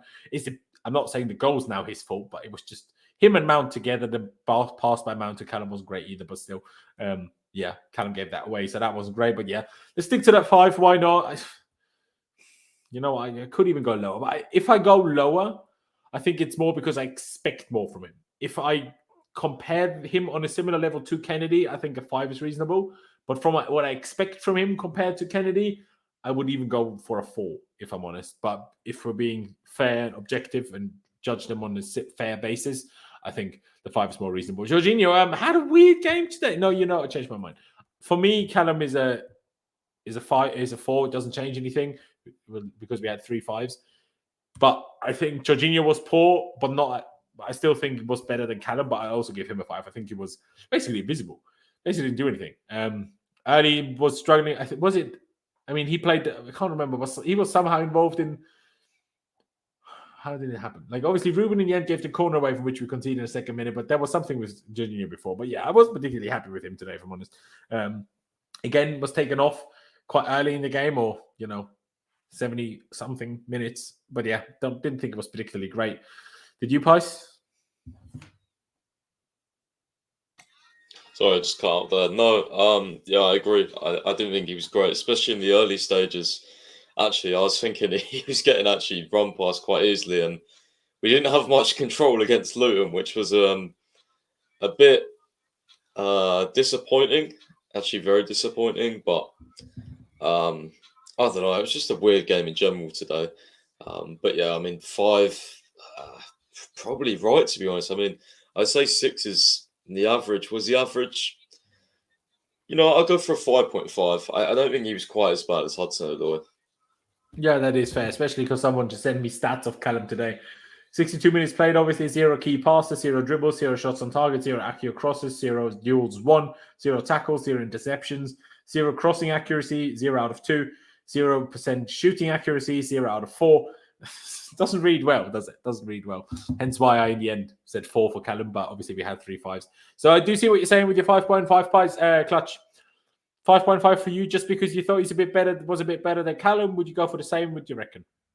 I agree with Pius. Just a tiny bit better than Callum, but I think us not having possession, and that's what Jorginho is supposed to do, and we kept getting beat in those areas. He wasn't coming back to like dictate the play. It was Ruben who was dictating the play. So I mean, I don't know why you use Jorginho at that point, because that's what Jorginho is good at. That's what he's supposed to be doing. But it was, what other available midfielders did we have? I would have just played Webster or something, Yeah, but he wasn't in training, was he? So no, but it is what it is. He had a bad game. He moves on. 5.5 is fair. Like, obviously, for the defensive reasons, I kind of understand it in terms of height and stuff. But in terms of just player profiles, it would have made, to me, way more sense to play Jorginho central centre-back and Ruben in midfield, personally. I know you can't probably do that, especially against the championship sides for crosses, long balls and stuff, so I get it. But in terms of just when we have the ball, them switched round would actually make much more sense. Let's get to Saul. Like Con said, brilliant. Just goal he scored on his weak foot as well. Lovely curler. Honestly, brilliant. Had a back heel flick from a corner by Kennedy that one of you guys mentioned earlier. Had another shot from distance in the second half. He should have scored another one after he was put through by, can't remember who played him through, but it was a good ball and he was 1-on-1 with the keeper. Mason. And the keeper actually made a good save. Sorry, who put him through? Mason. There you go. Well, something good Mason did that you reminded me of, so that's nice. I'll honestly give Saul.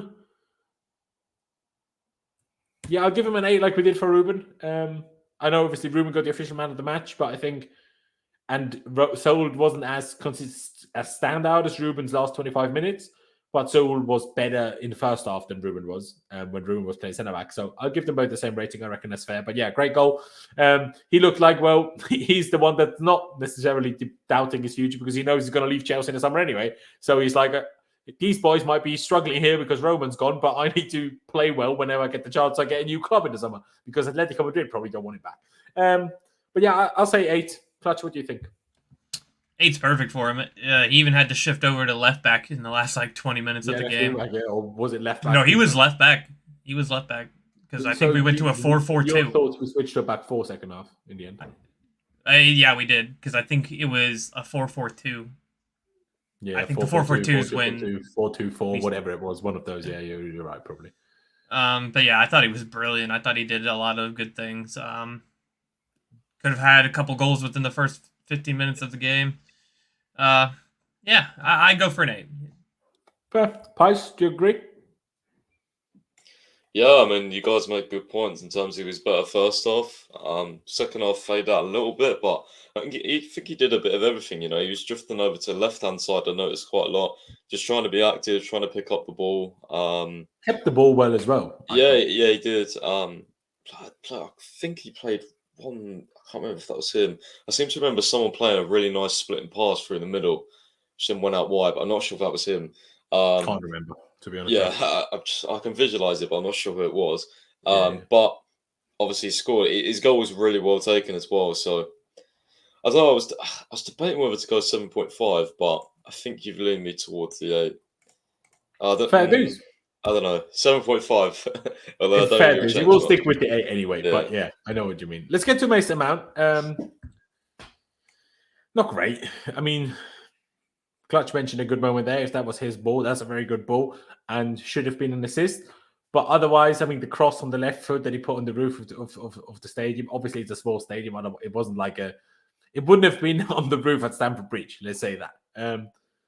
But yeah, nothing special. I mean, he tried a few things in the first half, but then the second half, I don't know. I'll give him a 6, maybe even.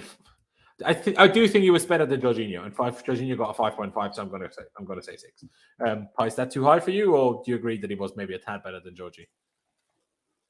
No, he was a tad better.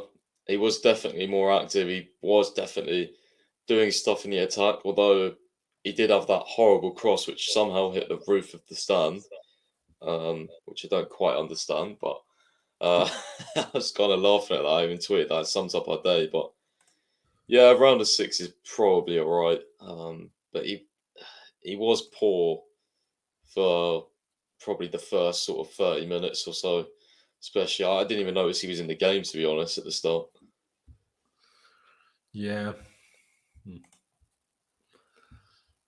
What would we all say if we put Callum down to a 4.5, Georgie to a 5, and Mount to a 5.5? I'm not going to go low for Mount, so I don't agree with that. Fair. All right. You know what, Clutch? See what did you agree with the 6 pies? You did. Yeah. I think okay, so let's see what. Go on. I was gonna say, I think someone summed it up in the comments perfectly there. It's like he seems so involved and so uninvolved at the same time, if that's even possible. I often get that with him. It's like he's a weird player. So yeah, it does happen with him. Like you see him charging after balls and trying to win it back, and he does that. And then when he receives the ball, he just passes it back and doesn't do anything. And then sometimes he tries a fancy turn, he does it, and then the following pass is just a nothing pass. And I'm like, don't really know. But Clutch, you thought Mount was good. Well, what did you make of him, and how would you rate I thought it was a 7 today. He could have had 3 assists within 5 minutes. He played the through ball to Kennedy. He played the through ball to Saul, and then he did the cross to Saul that all led to shots on target that he should have had assists for. And then he got the one to Lukaku as well. He did the Lukaku one. That Lukaku hit it, and the keeper made a good save. It was all good saves. The only reason he didn't have more assists. For people who want to complain about Mount having no open play assists, he should have had a lot of them today. I thought he was really good with distributing the ball into the box. No, you raised some good points. Although I will say it felt like that was like a 10-15 minute good spell where he was particularly good, but for the rest of the game, I'm like, Well, he actually eventually he went into the midfield and he started he was the guy who pushed the ball forward. So, because he was the guy along with Ruben, who was in the midfield, and Saul was. How did he cross from the left then, bro? That's where he went. He went over. He was left. He was playing that left 8 role at one point. But we didn't have a left 8 role. Yes, because you had. You played Hold on. 4-4-2. I think we played a 4-3-1-2. How did we do it? Because I remember it was Saul He left back. definitely had two strikers with Lukaku and Werner. And Mount was still on the left. So Harvey Vale was pushed up as a midfielder. I think it was more Ruben and Vale, if I'm honest, than one of the midfielders. But Vale was more of a 10, Ruben was a 6. And Mount was a left winger, Pulisic the right winger, Werner, Lukaku up top. That's how I thought, but I could be wrong on this. Because the camera angle was so bad to judge anything tactically, in my opinion. Maybe. You might be right. But fair, regardless. 6.5, you said 7. I might even push mine to a 6.5 now that you said that, because yeah, you're right. He should have had those assists. What was the other one? For Saul and for Lukaku, and what was the other one? He had 2 to Saul. 1. He played the pass to Kennedy. I'm pretty sure because he played the in behind ball to Kennedy. Didn't the ball just fall to Kennedy? I thought Kennedy made the run in behind. I don't remember. He might well have done that. I just know he had like 6 key passes on his stats. So yeah, he did have 6 key passes. Jess, they did put that in the chat as well. So on that basis, you know what? I'll raise mine to 6.5 as well. Maybe 6 key passes is nothing to shy away from, really. So maybe we should even go higher, to be honest. But Pice, do you want to raise your rating after what Clutch said? I mean, obviously I knew that he could have had some assists, but I think his overall game was just like leveled out to be average or just slightly above average. So I could argue a 6.5, but I wouldn't go any higher than that personally. Fair dues. Let's have the 6.5 then. Let's get to Timo Werner. Now, with the way Clutch just explained that, it's like, well, Werner did similar things, but he actually got the assist, except he didn't, because first the assist for Saul, he tried to do what he did with Kovacic in the weekend and run into him, but instead Saul thankfully didn't let that happen and scored instead, so that was good. But that was one assist, dodgiest assist you'll ever see. But the goal was good, great touch, good finish, and the cross for Lukaku was fantastic. But outside of those two, if you will include the Saul assist moment, he was absolutely shocking. Absolutely awful. But yeah, with being awful and having 2 decisive moments combined, I don't think it would be fair when you have 3 goal involvement in 3 goals we scored, with a good goal and a good cross, a good assist, to give him lower amount. So I'm going to say 6.5, even though that might not be the mathematical conclusion in my head of a 3 for being shit, but then having 2 wonderful moments. But I'm going to say 6.5 just because when you're that decisive, that's essentially what matters most. If only anybody was decisive against Liverpool. I didn't want to sit here after the Liverpool game and say, oh, we played great, but we couldn't score. I'd much rather sit there and say, oh, we were awful, but we won. Do you know what I mean? Especially now that we know Roman's leaving. It pisses me off even more that we lost against Liverpool. Flip sake, man. But yeah, for those reasons, I'm going to go 6.5. Pice? Oh, damn. Yeah, where do I start with this guy? I mean, people are even thinking I'm going too high. I thought I was going too low. I thought I was going too high. Bro, I mean, people can say he was good, but I don't know, man. I thought overall he was so bad. Like, genuinely, like, I get the whole goal contributions argument. I do, and I'll give him a higher rating for that. But his overall game, like, I've never seen someone with such bad technique at Chelsea Football Club in terms of a forward. Someone who can't dribble, can't, like, just stalls under pressure and just loses the ball whenever he gets near the box. Like, but doesn't then that take touch shot for turns his and goal, shoots. I'm not sure how many other players at Chelsea would control that ball like that. I'd say Havertz. It's just so confusing, but and Mount and everybody else, I think, doesn't get that control right. Like, it's funny because I tweeted out, like, surely he's like going to be the first one to go in the summer, right? Because he was playing so bad, and he looked out of his depth for me against his side, and then all of a sudden he gets a goal and assist, and everyone's telling me to shut up. So I'm like, oh, that's usually the way it works, but 7 maybe. But even that, I feel like I'm being too hot, and I'm just judging that based on the goal contributions. But you know what? Fuck it, 7, because at the end of the day, he did get the goal contributions, but his overall game is just so poor, and I'm not changing my view on him. Fair dues. Clutch, do you agree? Do you disagree? How low would you go? Because you were very unhappy with Timo in the group chat. Timo is one of the worst technical players I've ever seen in my life. I don't know how you go against Luton and struggle. When you come in, you're supposed to be this elite goal scorer. I mean, we know he's not. He's just, and it's unfortunate because I know there's a good player in there. I know there is. He's just not for English football, man. He's just not. He can't do it. He got muscled off the ball from behind multiple honestly, times. The lower in division we go in England, the worse Timo Werner will play, honestly. Like, the And- more and that English says a lot. the game gets, the worse he is. And that says a lot because he's not ever going to be good in the Premier League. I mean, I know people love this guy. He's got a great personality. All that's fine and dandy. But, like, the guy, these are the kind of games I really hate because he was the worst player on the pitch besides Sarr. But he got goal contributions, and then people are going to be like, oh, he was so good. We need to play him against Burnley. He does not need to see the field against Burnley. I don't care. We do not need to see him again. Unfortunately, the only times I want to see him is like games like this where we kind of need rests and whatnot. So, I mean, I am going to give him his due because he did get the goal contributions, and I would go with the 7. But my unhappiness with Werner stems All from of a his sudden, player. I went the lowest. I didn't expect that. Go on, sorry, I interrupted. No, my unhappiness with him, and I do think he needs to move on, which is best for him. I think that's best for him, best for us. Because as long as he stays here, we're going If to... Dortmund actually want him, please take him, have him. Dortmund, he's yours if you want him, low price. But yeah, the longer we keep him and he does things like this, then we're just going to be more likely to try to play him, and then he's just going to have another bad game. We're going to be like, why did we play him? Fair. By the way, ladies and gentlemen, if you're still here, appreciate you. Make sure you subscribe and smash that like button. Let's get to at least 100 likes. We're nowhere near high enough right now. So go down below, smash the like button. Just one click of a button. Doesn't cost you any money. Barely cost you any time. And also check out Manscaped with the link down in the description. Let's get to Romelu Lukaku. Now, I just want to check something. I would love to know how many touches he had today. But Clutch, I'll let you go first. What would you make of him today? I don't think he was terrible, but I do... he had 24 touches. I don't think he was terrible.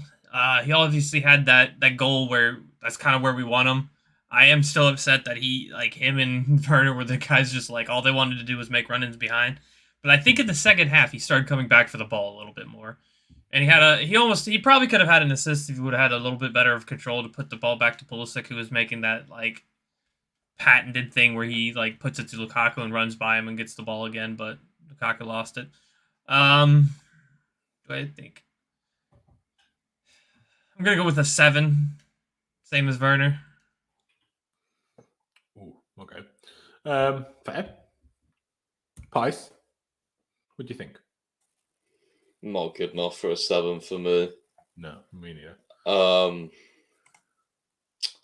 Won't go much lower under that. 6.5 for the goal, I think, but overall not good enough, not involved enough, still not making the front post runs. Although again, I will say it's a two-way argument. I'm sorry, it still is. There was multiple times where these guys were just smashing the ball up to him and over him and to the side of him, and like it's not fucking to him. You know what I mean? Like it's not. But then there was one moment just because Clutch was going on about him dropping deep, getting the ball. He got the ball once, ran past the player, tried to pass it, and passed it like 5 miles away from any of our players. Yeah, I know. It just I don't. The whole situation still confuses me, but. Like, you get, like, when we use him well, he fucks up. When we don't use him well, you don't know what could have happened. So it leaves you to debate upon things. So it's like, but at the end of the day, he got the winning goal. So I'll give him a 6.5. But his overall performance, in these sort of games, man, you expect him to be picking the ball up. Like, there was one instance, I think in the first half, yeah. He had room to shoot and he just stalled on it, and then eventually shot and it got blocked. And I was just saying, shoot. Like, yeah, he had so much space and time, but he stalled on it. And then he took so long to shoot and he got deflected. I'm like, yeah, it got deflected. That for me is all about confidence because the old Lukaku just picks it up and smashes it as soon as he sees the goal. He doesn't even look like a person that can shoot. The way he runs at the moment. Like, he doesn't look like he can shoot. He needs different boots. Weird. I want to It's change so mine to a good. 6.5 because I just remembered when their goalie got injured, he probably could have headed that ball in. But Oh, so many occasions, man. The amount of times that ball Oh was yeah, bouncing yeah, about yeah. and he Actually, I couldn't didn't even jump and mention shit. that, bro. You know I what? sent I'm that giving to him the a 6. chat, bro. I sent that to the chat. I was like, Lukaku jump in capitals because he just didn't jump. I was like, motherfucker, you could have got the ball, but he didn't. I I'll mean, still obviously, give him a someone in the chat said the 6.5. goal was only a tap in. It is, but Still how the many winner, innit? times did we have those crosses and no one was there to have the tap in? So it was finally a good run. He made that run once on one other occasion, but then Callum decided to play a cutback instead of a cross, fizzed across the 6-yard box. So still fair play to him. Important goal. So and he that's blocked the very good. Rudiger shot. I forgot about that. Yeah, but how much of fault is that really? Like, what can he do? If he stood there, what's he going to do about it? Stop standing there like a tree. Yeah, but that happens. Like against Liverpool, who shot against Mane? Can't remember, but one of the and it doesn't matter. But hey, I mean, Pice, do you also want to lower yours, or are you going to stick to 6.5? No, I'm sticking. Okay, then you get the 6.5, but have it remembered that I lowered mine to a 6. But yeah, I mean, the goal was good, but other than that, it was just a load of nothingness again, and I was just missing Kai Havertz. That's my conclusion from this game. Kennedy was replaced by God knows who, really. Put Harvey Vale there. Obviously, didn't play there one bit, but Harvey Vale on this side. And then, what's his face? Pulisic. Pulisic on this side. So let me just shift it around how I thought it was in the end. So then it was, all right. Well, okay, not yet. Let's just let me add the other subs, and then we shift to the formation that we had after we made the subs. Reece James came on, and did we make another sub, or did we just make 3? I think we only made 3. Again, we have 5 subs. We only make 3. Why on earth would you bring Williams on? But hey, here we are. Okay, so then we shifted it. We had Saul. Ruben moved up. Where's James? James here then. Saul was kind of playing left back, left wing back, whatever you want to call it. Vale was then kind of here. Ruben was here. Mount was there.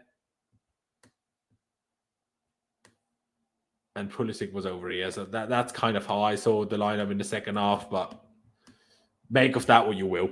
Yeah. Again, that's how I saw it. Do you agree, Pice, that was what we played with in the end? Not gonna lie, bro. I didn't really take any notice of the positions. Really, I was kind of just vibing throughout the game. Yeah. To be honest, same. I mean, I know. Then I at some point I was noticed, like, maybe I should pay attention, and then I was like, I yeah, can't really figure it We out. might have went to the 4-2-2. bro. The Pulisic. last I was thinking about was I mean, was it is shaping. kind of. If you do it like that, it's a 4-2-2. I just Vale was more attacking than Ruben. Obviously, I noticed that Werner went up front instead of out on the left. But other than that, I mean, Saul, as I And we said also earlier, saw was Mount cross on the top of the roof. So yeah, that Saul came was a lot on the left. Obviously, Mount crossed from that position. Yeah, it's probably about right. James, yeah, Pulisic. Yeah, Vale was an interesting one. I didn't really understand where he was playing. yeah, because first I thought that Saul was playing left wing back, and we played 2 up top, and Vale was the 10 behind, and Pulisic was right wing back. But then I was like, but where is Mount? You could argue that it was a 3-5-2, like so, with 2 8s. Obviously, sometimes Mount pushed out there. You could argue it was that. Maybe that actually makes more sense, if I'm being perfectly honest, now that I think about it, because Saul was not as low as a normal left back. I think that's what I said earlier. You said 3-5-2? No, you said 4-4-2. No, I said with Vale and Mount playing 8s, and then you said no. Mount You did was say in there. that. To be fair, yeah, true. You did say that. That is true. Let's put it like that. You know what? Let's put it like that. But let's do Harvey Vale and Pulisic first. Let's do Vale first. Look decent. Look decent. I like him. I wish he started. I should have started, but he didn't. I'll give him a 7 with a star. I don't think it was fantastic, but it was good. Would you go along with that, Clutch, or do you think that's me being a bit nice?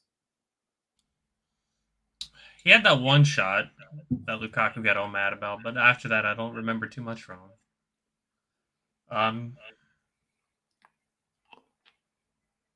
Yeah, why not? Give him a 7. Go on then. Why not? Pice, do you agree? 6 for me. Didn't get involved too much. Had one shot, right. but other than that, I didn't really notice him, so I give him an average 6. Fair. Give him a 6.5 then. Have it. All right, if I can type. Pulisic. Yeah. I mean, he had one run and tried to pass it to Lukaku. Lukaku tried to backheel it to Pulisic, but the backheel somehow ended up with the goalie instead of Pulisic, who was in the other direction. But anyway, but other than that one moment, I didn't notice Pulisic one bit at all. But again, down to the camera, because obviously the camera doesn't show the right wing back properly because it has to film straight down to make that possible. So maybe that was mostly me. I'll give him a 6, I guess, just an average 6. I thought he was worse than Vale, so that's why I gave Vale higher. But in the end, Vale is still 0.5 higher, I suppose. Price on Pulisic, 6, fair for you? Or? Yeah, I mean, he looked lively when he first came on, but other than that, I think kind of similar to Vale, just didn't really notice him too much during the game. So I think, 6 is probably fair. Fair dues. Clutch, do you agree? Or do you think we should go a bit higher? Nah, 6 is fine for me. He did create the space for Werner to run into to get the assist, but I'm not going to count that for anything.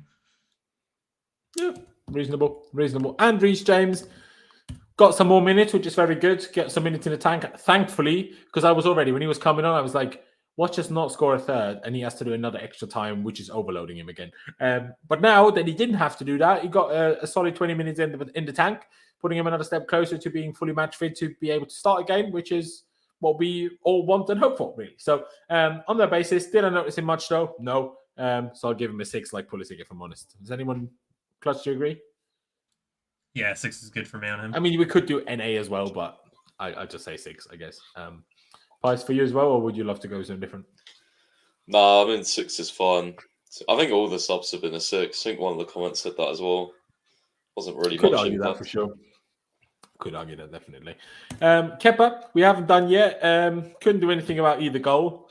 Made a couple of simple saves, but nothing outrageous. He made one good save from but again, I think it was Saul that lost this man. Ruben tried to make up for it, but wasn't quite there quickly enough. Like quite early in the game again, and a header, and he did okay to save that. But like I said, couldn't do anything about the goal, so I'm going to give him a 6. Everybody okay for that? Post? Yeah, apart from that, I don't know who gassed him, but he got very angry at Saul for something. So the ball came over the top, and Saul headed it, and it was clearly going to be a corner, but Kepa left it. And I could see it on my TV that it was going to be a corner, and I was like, why is Kepa not coming out and collecting the ball?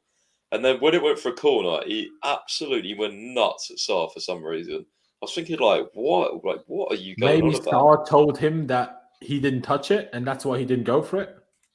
But they were so that would be my only logical explanation. Yeah, it was weird. And Saul was looking at him like, what? Like almost like, what are you doing? Like he was like touching him and like pushing him and stuff, like from the corner, putting him in position. Like I was like, what is that all about? Because I could see it was going to be a corner, and he just left the ball. But to be honest, I don't remember the situation. If I'm honest, I can't really judge. It was very brief, but stuff like that I just instantly noticed for some reason because obviously it's like they zoomed in on it. Like, yeah, fair. But you stick with the 6, yeah? Yeah, sure, average. Cool. Yeah. And you, Clutch, as well? 6 for you too? Yeah, 6 is good. Come. First, we do Tuchel. I'm going to put it with Saul just because I'm going to put the 2 last things with the highest rated players. On Thomas Tuchel now, he rotated a lot, but did it have to be Ruben at centre-back? Could it not have been Lewis Hall? Not at centre-back, but at centre-back in general. Could it not have been Harvey Vale instead of Mason Mount or Timo Werner?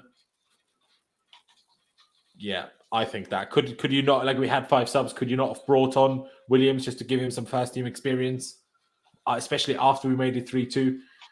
So for those reasons, but also with everything that's going on, I'm going to give him an 8. Yeah, that's what I'm going to go for a few downwards ratings and then a few up ratings because today was a difficult day for any manager. So that's what my rating is going to be. Pice, what do you think? Yeah, I mean, I was To be honest with you, I know it seems like we're agreeing a lot, but I was going to land around about an 8 or an 8.5. I think you explained it well. Those reasons I was going to say as well, Lewis Hall especially, like, I only really just thought about him now that obviously we're on the stream. But yeah, that was a bit weird because obviously he looked really good in the cup game he played. So Yeah, and he played right centre back in that left centre back of a back three strange, in man. that game. So it's Yeah, like it's I don't weird. know. It's like he Yeah. really wanted to play Jorginho, Saul, and Ruben, and that was the only way he found to play all of them. That's what it seemed like. Yeah, I don't know where the decision for Ruben came. I mean, maybe in centre back he just didn't concede any goals or something in training or whatever. But and he was just like, yeah, fuck it, I'm vibing with this against Luton. Yeah. But no, in all seriousness, I think 7 probably. Oh no, it's not 7, 8 probably. Yeah. Fair, Clutch, do you agree? Would you go lower? Would you go higher? No, I think all things considered, he deserves an 8. I do think there are a couple changes he probably should have made, but if I was the manager, we might have not won that game. Well, we might. Who knows? That's all hindsight because I would have taken Werner off. So, and then put James at the right wing back and put Pulisic towards the front or Vale towards the front. But hey, we move. I say an 8. I think we won, so we move on.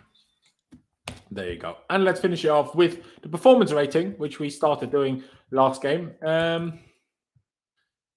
Spell that would help. Performance. I'll go last. Clutch, you can go first. What do you think? A 5. I think we performed really badly today. The fact that we had to make a comeback win against Luton says everything. I mean, we are the champions of Europe, the champions of the world. We did heavily rotate, so that's fair. But I think that the team we put out there should have still been good enough to beat this team without the struggle that we did. We let a lot of counterattacks happen, partially because Thiago Silva wasn't there, partially because we had some injuries out. So, but overall, I think it was not that great, but we pulled it out.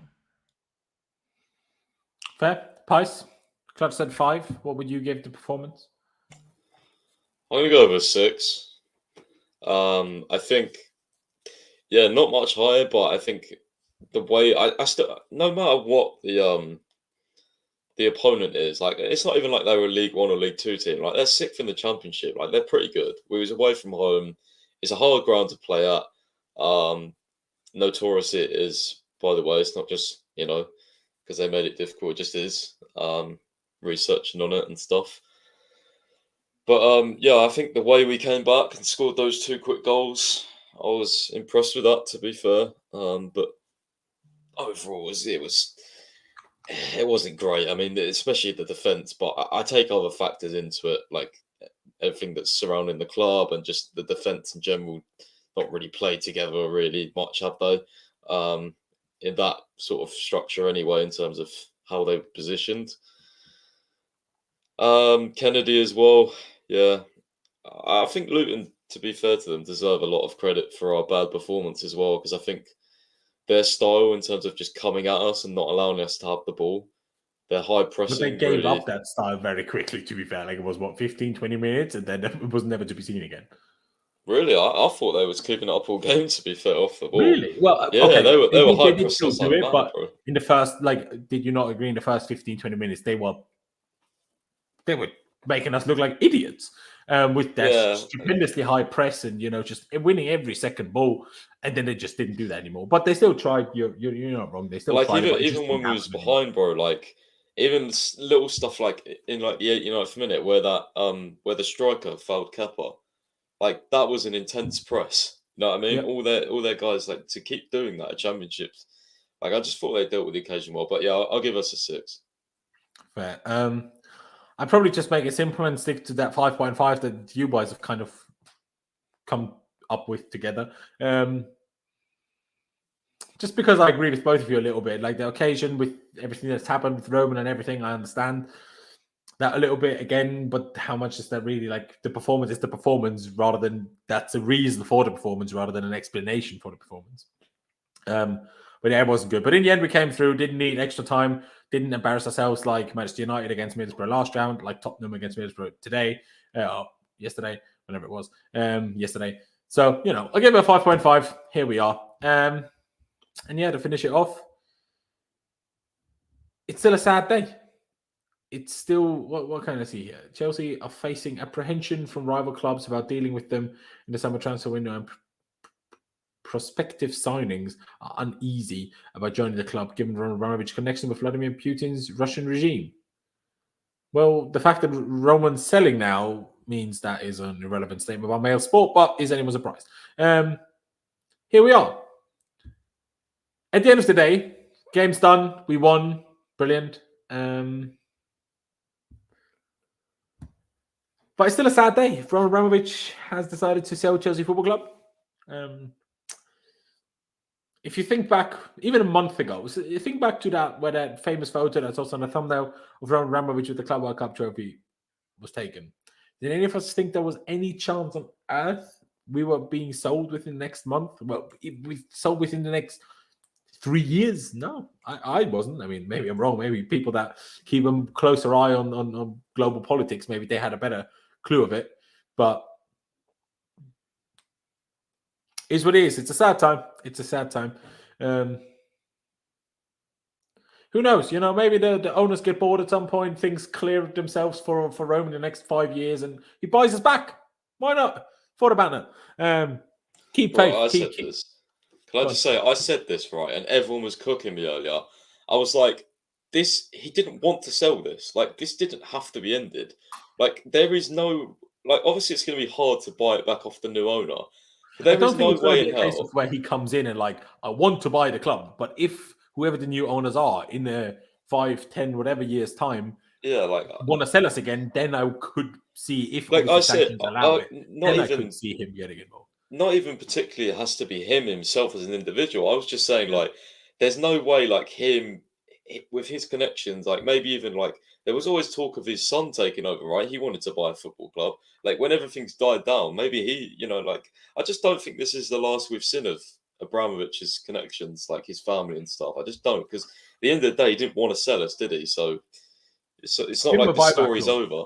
You know what? It's kind of like the Lukaku thing, right? It's almost like not really unfinished business because we've won everything, but it's like it didn't need to. It didn't really need to end. Going to do an interview how much he loves Inter as well. Oh my days!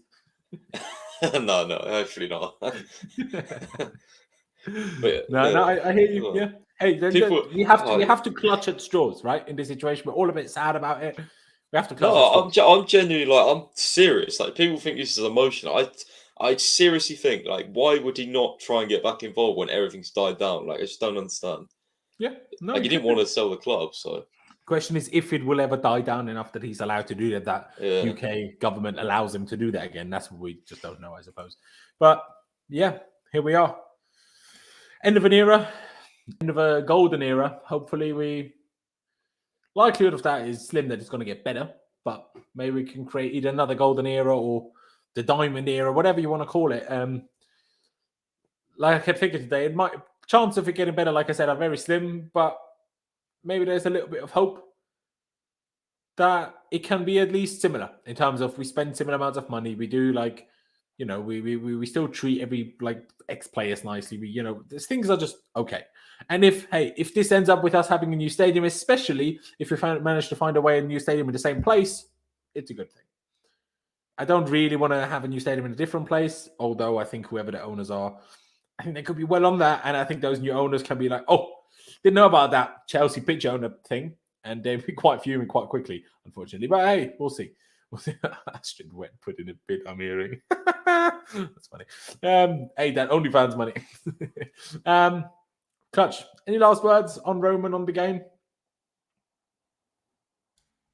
I know it's sad, and I know there's a lot of uncertain times ahead, but the one thing we always have is hope and positivity. I know that's hard, especially in the given times, but the one thing I think it's important to always have is a little bit of perspective and looking at it maybe in a different way. It's going to be hard, but, hey, we are here. I can't negotiate for anything, so that's not going to happen. Yeah, see, I was going to say, let's get VJ involved for financing, because VJ yesterday after the stream was showing us how he's an absolute mathematic genius. So let him do the financing. Clutch can do, I don't know, Bruce Buck's role, clutches the new Bruce Buck. And we do it that way. You see what I'll do is I'll post. So like I'd make my own obviously new Twitter account, and Chelsea would tweet out to follow me because I'd be like whatever. I'd be that guy that posts like during the summer transfer window, like the cryptic like pictures and gifs and stuff. No, and everyone will be like, "Are we signing?" Post the Chelsea Media Watch on the Fifth Stand Up. Bro, I just love to be like a part of the club where I could go on my Twitter and just read all the comments like we post, like sign this guy. Like I've always wanted like club officials and stuff to be on Twitter. I just think that'd be great. But that would be funny, to be fair. That would be funny. I was going to say one last thing. Oh yeah, I'm still out in Elon Musk. Come on, Elon, get involved. Still can already see the Tesla sponsorship on the shirt. Would look lovely. We give all the players a Tesla. Do you know what I mean? Like we'd be world renowned as this, you know, CO2 negative club, or do you know what I mean? Like it'd be sick. In a few years' time, we have an electric plane. You know, we'll carve the Chelsea badge onto Mars in a few years' time. It'd be sick. Come on, we'd be the first club to play on Mars. Exactly. We'll build a stadium on Mars and a Stamford Bridge. Do you know what I mean? We'll just have two stadiums. Well, you talk about the Super League. With Elon Musk, we'll play the Intergalactic League. But yeah, the guy certainly has enough money. You know, I mean, 4 billion. Even if Roman wants 4 billion, Elon Musk has that changed. Do you know what I mean? It's back pocket. So, you know, why not? Tesla FC, you'll never be electric again. No, you will. You'll never not be electric again, if anything. But Mars Bridge, yeah, there you go. Not Stamford Bridge, Mars Bridge. And hey, before we get to Mars, build a stadium and on the moon in the meantime, why not? But yeah, no. Obviously, a bit of banter. We have to kind of. You're willing to players. Imagine the chemistry. Absolutely brilliant. I love it. Brilliant. But yeah, I think we're going to round it out here, ladies and gentlemen. If you're still here, I appreciate you very, very much. Another nearly 2-hour stream. But to be fair, today we had 2 big topics. So I think we've done okay. If you haven't already, please be sure to subscribe. Every new subscriber counts. We're on the road to 15,000 subscribers. Smash the like button as well. Let me see if we fit the 100 likes. Because if we haven't, you need to go down below and smash the like button for me right now. Well, we're not far off. Still 11. But 11 of you, come on. Go down below. Smash the like button. I mean, ideally, all of you. But at least 11 of you. Go down below, smash the like button, just one click of a button, doesn't cost you any money, and I massively appreciate it. Like I said, please do check out Manscaped with the link down in the description and use my code. The more of you that do that, then we will have a long-term paid partnership, so that'd be amazing. So please do use that if you fancy any of their products. They're honestly brilliant. But yeah, ladies and gentlemen, I'm going to round it out here. I'm going to finish it with thank you, Roman Abramovich. Thank you for the last 19 years. Thank you for moments none of us will ever forget, whether it's, like I said, whether it's Munich, whether it's Bolton, whether it's West Brom, whether it's Porto, none of us will ever forget. None of us will ever forget. So, and Abu Dhabi a couple of weeks ago. But yeah, thank you guys for watching. Up to Chelsea, upwards and onwards, and we'll see you next time.